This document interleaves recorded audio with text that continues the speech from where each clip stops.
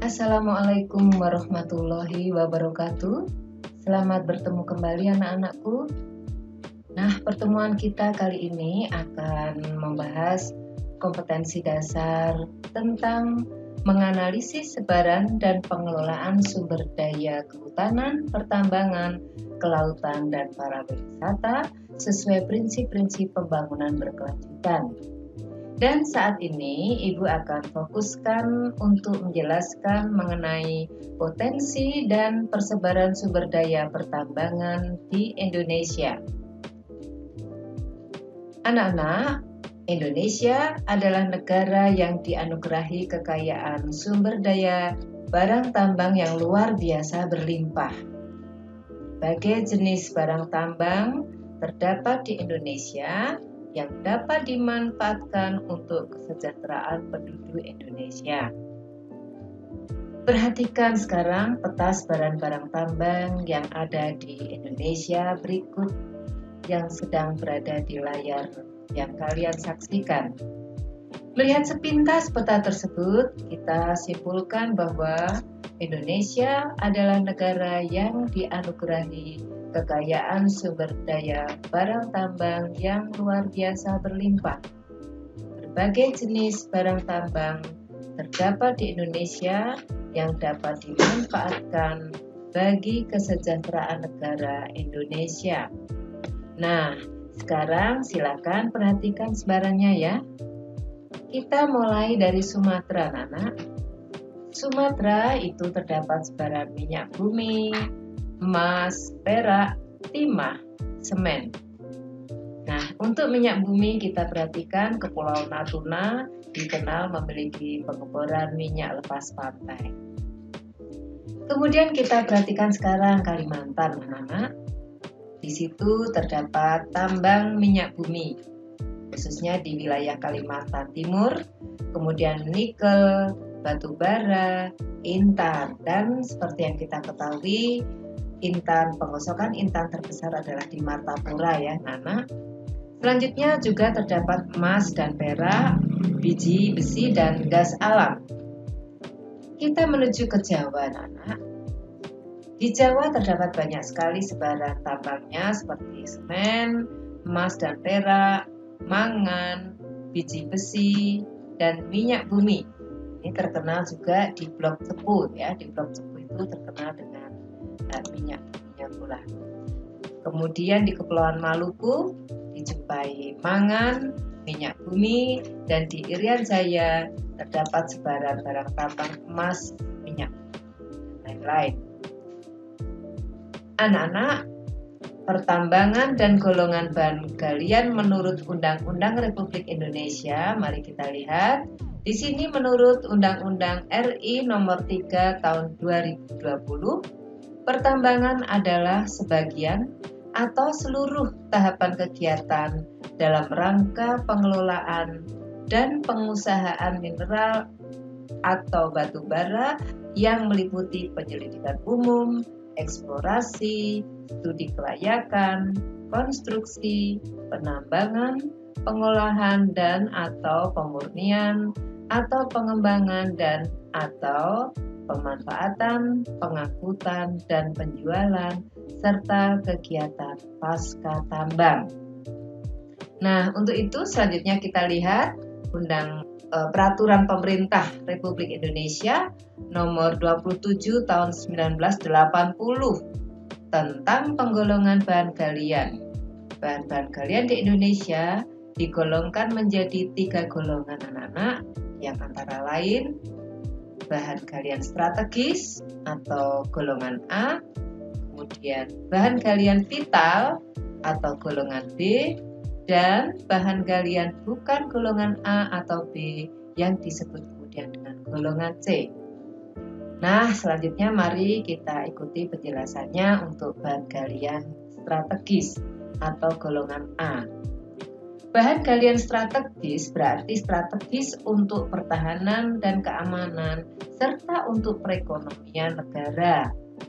Bahan galian golongan A hanya dapat diusahakan oleh negara atau negara bersama daerah.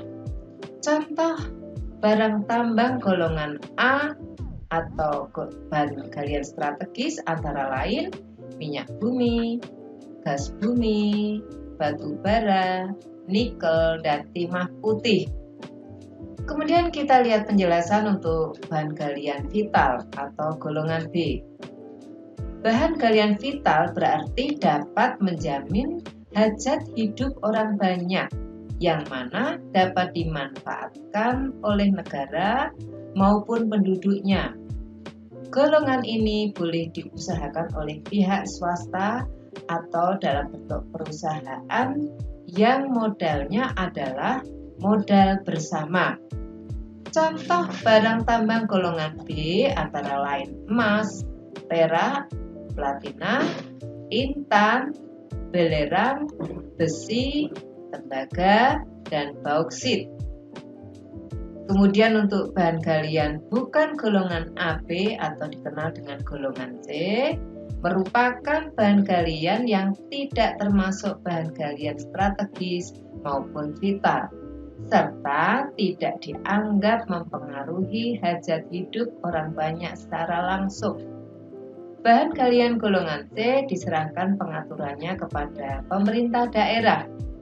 Contoh barang tambang golongan C antara lain pasir vulkanik, batu andesit, batuan basalt, obsidian, batu granit, marmer, kaolin, fosfat, gipsum, dan mangan.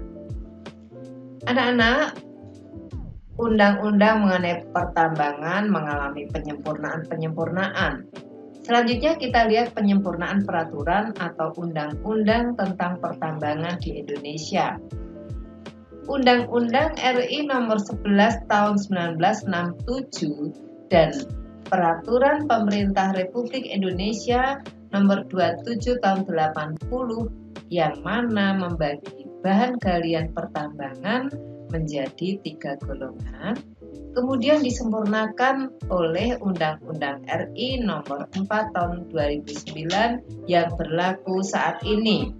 Pasal 34 Undang-Undang nomor 4 tahun 2009 mengatur usaha-usaha pertambangan dikelompokkan menjadi pertambangan mineral dan pertambangan batu bara. Pada Undang-Undang nomor 4 tahun 2009, penggolongan bahan galian menekankan pada aspek teknis, yaitu berdasarkan pada kelompok atau jenis bahan galian. Pertambangan mineral sebagaimana dimaksud terbagi menjadi beberapa golongan sebagai berikut. Yang pertama, mineral radioaktif. Ini terdiri dari tellurium, vanadium, zirconium, samarium, rubidium, thorium, uranium, radium, dan monasit. Yang kedua, mineral logam meliputi tembaga, timbal, seng, aluminium, kalium, bauksit, dan galena. Selanjutnya, mineral yang bukan logam meliputi intan, korundum, grafit, arsen, pasir kuarsa, fluorspar, kriolit, yodium dolomit, kalsit, rijang, pirofilit, kuarsit, dan batu bara kuarsa serta clay. Dan yang keempat, pertambangan batuan meliputi pumice, teras, toseki, obsidian, marmer, perlit, tanah diatome, slate, granit, granodiorit, andesit, gabbro, peridotit, dan basalt. Selanjutnya mari kita perhatikan lebih seksama tentang sebaran sumber daya tambang di Indonesia. Perhatikan ya anak-anak untuk peta yang terpampang di hadapan kalian. Yang pertama adalah minyak bumi, barang tambang minyak bumi. Minyak bumi merupakan sumber daya alam yang tidak dapat diperbaharui atau unrenewable resources yang terbuat dari endapan tanaman-tanaman yang sulit diketahui umur secara pasti karena telah berpuluh bahkan beratus tahun. Tambang minyak bumi di Indonesia tersebar di beberapa daerah antara lain di Pulau Sumatera, Papua, Jawa, dan daerah yang terkenal minyak bumi di Pulau Jawa itu kita kenal dengan istilah Blok Cepu. Kemudian di Wonokromo dan di Sumatera di Kepulauan Natuna. Itu anak-anak. Kemudian kita lihat juga yang kedua adalah batu bara. Batu bara adalah salah satu bahan bakar fosil. Pengertian umumnya adalah batuan sedimen yang dapat terbakar. Terbentuk dari endapan organik, utamanya adalah sisa-sisa tumbuhan dan terbentuk melalui proses pembatubaraan. Terdapat 18 provinsi penghasil batu bara yang tersebar di seluruh Indonesia, antara lain di Sumatera, Jawa, Kalimantan, Sulawesi, Papua. Penggunaan batu bara perlu diperhitungkan kapasitasnya dikarenakan batu bara merupakan bahan tambang yang sangat lama untuk terbarukan. Perlu jutaan tahun untuk mendapatkan batu bara, termasuk unrenewable resources atau yang tidak dapat diperbaharui. Kemudian sumber daya tambang yang berikutnya adalah bauksit atau aluminium. Bauksit adalah biji utama pembentuk aluminium dan biji bauksit terdiri dari campuran antara aluminium hidroksida dan aluminium oksida. Anak-anak, pada dasarnya bauksit itu sering ditemukan dalam lapisan datar dan tidak terlalu dalam dari permukaan tanah. Penambangan bauksit seringkali mengakibatkan kerusakan yang sangat fatal bagi hutan. Tentu saja ini berlaku untuk penambangan yang lain ya anak-anakku. Nah, di Indonesia tambang bauksit dapat ditemukan di daerah Riau dan Kalimantan Barat. Kemudian emas dan perak anak-anak.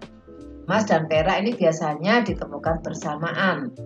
Emas banyak tersebar di batuan gang yang berasal dari cairan panas yang disebut hidrotermas.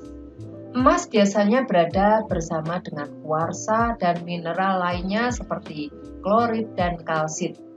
Sementara itu, perak terdapat dalam sulfida yang disebut galena. Beberapa daerah di Indonesia yang terdapat tambang emas ini tersebar di Sumatera, Jawa, Kalimantan, Sulawesi, dan kita kenal di Papua.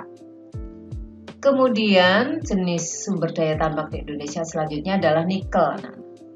Biji nikel merupakan logam keras yang biasanya ditempa dan berwarna putih. Nikel memiliki sifat yang tahan karat sehingga dimanfaatkan untuk pembuatan stainless steel dan juga digunakan untuk melapisi barang-barang yang terbuat dari besi. Tujuannya apa?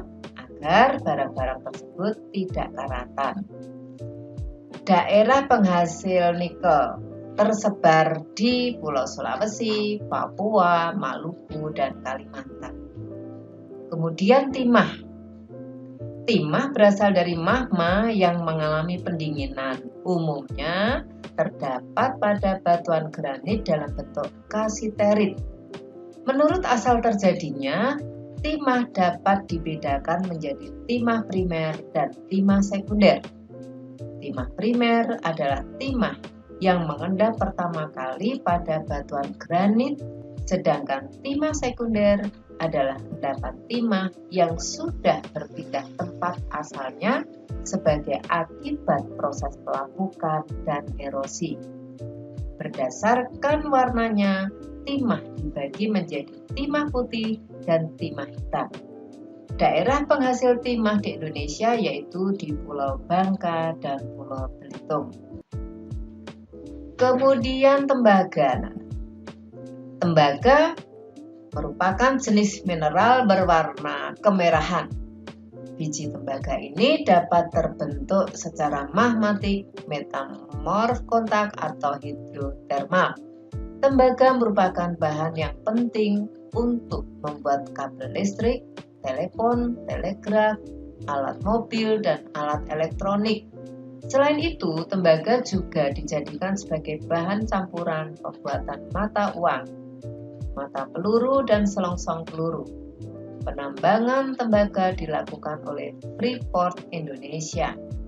Penyebaran biji tembaga lainnya terdapat di daerah Sumatera, Aceh, Tapanuli, Jambi, Palembang, dan Bengkulu, kemudian di Jawa, di Tirtomoyo, Cikoto, dan Cirotan. Di Kalimantan terdapat di Sampit, Kalimantan Tengah, dan Kalimantan Barat. Sementara itu di Sulawesi terdapat di Sulawesi Utara dan Latimojong. Kemudian mangan. Mangan merupakan logam berwarna abu-abu yang memiliki sifat keras, namun mudah rapuh. Mangan ditemukan dengan biji besi di daerah vulkanis. Karena adanya erosi air, maka mangan dan oksida besi terlarut. Dalam hal pengendapan, besi dan mangan mengendap secara terpisah. Mangan terendap pada air yang pH-nya tinggi, sedangkan besi terendap pada air yang memiliki pH rendah. Mangan digunakan untuk keperluan metalurgi. Selain itu, mangan juga digunakan untuk memperkeras baja dan juga digunakan untuk industri batu baterai. Di Indonesia, mangan ditemukan di Karangnunggal, di selatan Tasikmalaya, Jawa Barat, Pegunungan Karangbolong, Kedu Selatan, Pegunungan Menoreh, dan Keliripan di Yogyakarta, Nusa Tenggara Timur, Ternate, Kalimantan Selatan, Pulau Sumatera, dan Papua. Anak-anakku, demikian tadi pembahasan kita mengenai sumber daya alam pertambangan ya, dan kalian dapat mengulang kembali memutar video ini untuk memahami dengan lebih baik mengenai sumber daya alam pertambangan. Terima kasih anak-anakku, semoga bermanfaat ya buat kalian semua. Wassalamualaikum warahmatullahi wabarakatuh.